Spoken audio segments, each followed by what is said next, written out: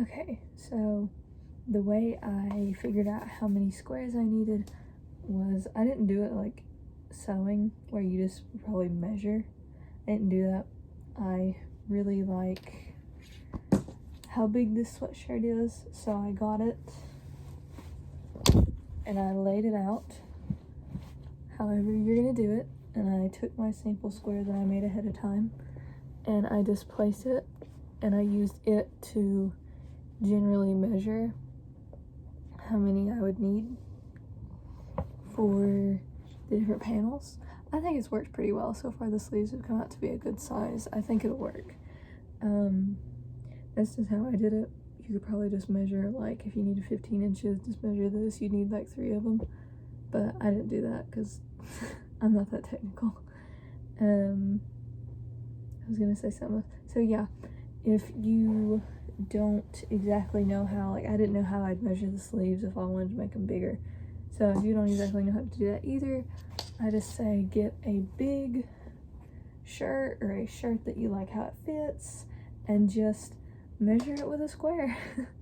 Then you can size all your squares the same and it'll work. So far it's worked well for me. Maybe it'll work for you. I think I've seen other people do this, but I don't know, maybe.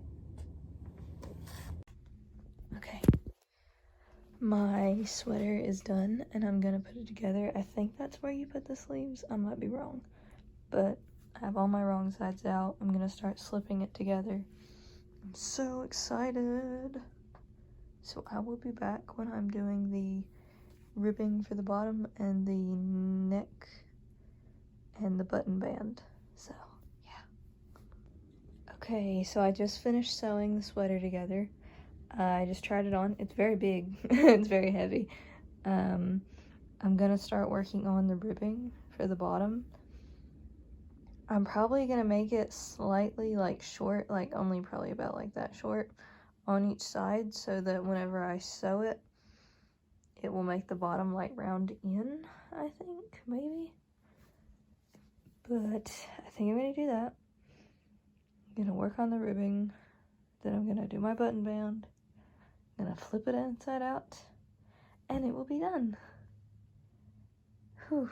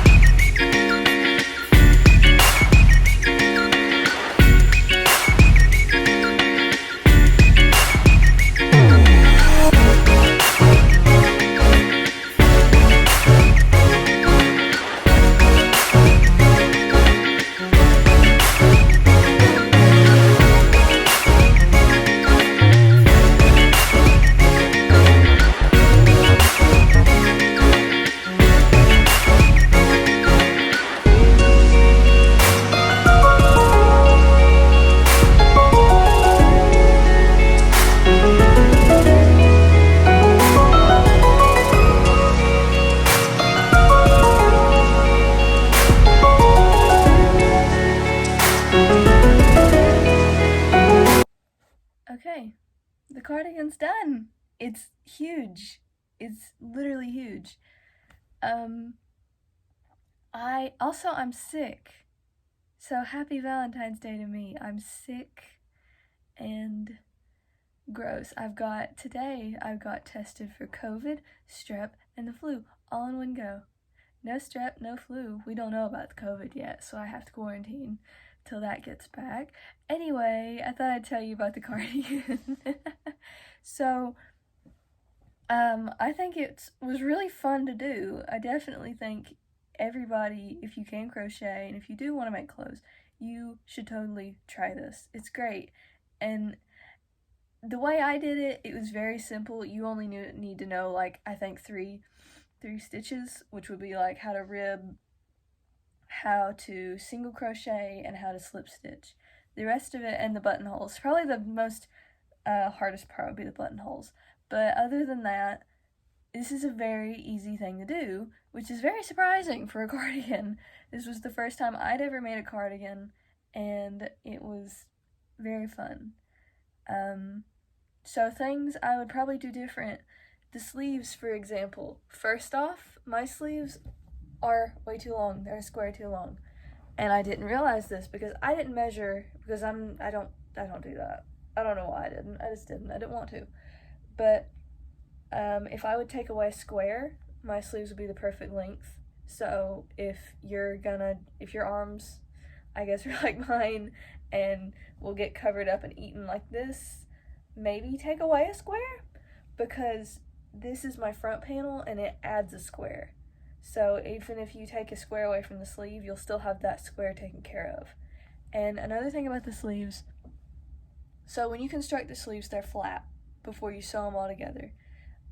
If you want balloon sleeves, or if you just want to add a cuff, I definitely think before you sew them round, you should make your ribbing and you should sew your ribbing on while everything's flat.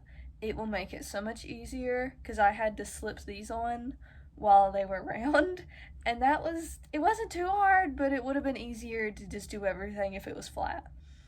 Another thing, I probably would have done the button band a little bit different. I was gonna originally only do 4, so my buttonhole's not in the middle, it's at the side. So yeah, that's a bit of a pain. Maybe next time I'd also slow down and try sewing my squares together instead of slipping them, because this doesn't bother me. I kind of would like to sell these or to sell patterns for them. By the way, let me know if anyone's interested in buying one, because if I get my pricing worked out, I really might be able to sell these, and I think it would be really good for me. But maybe I would sew my squares together instead of slipping them. I like how the slipping looks. It looks very nice. It's great. I love it. It's just other people, if I sold the pattern or whatever, or if I just made them for people, I don't think other people would like having chunky seams all over their cardigan, you know? So I think that's pretty much everything I would have changed. Or actually, I would have probably paid attention to my lining up a little more, because I have several squares that are the same color beside each other. It doesn't bother me, but like I said, if I wanted to sell these, other people might not like having the exact same square up beside each other, but that's a question for the future. So anyway, I hope this outline was pretty good, and in no way is this like a tutorial. It's just kind of a walk through my experience of it, because in case you haven't noticed, I'm not a very good teacher, so I can't teach very well. So this is just how I did it. Do it how you want to do it, but you should definitely try it. Anyway, I hope you have a good day, and if you're making a sweater, I hope you're having such a good time doing it, because you're gonna love it when you get done. Bye!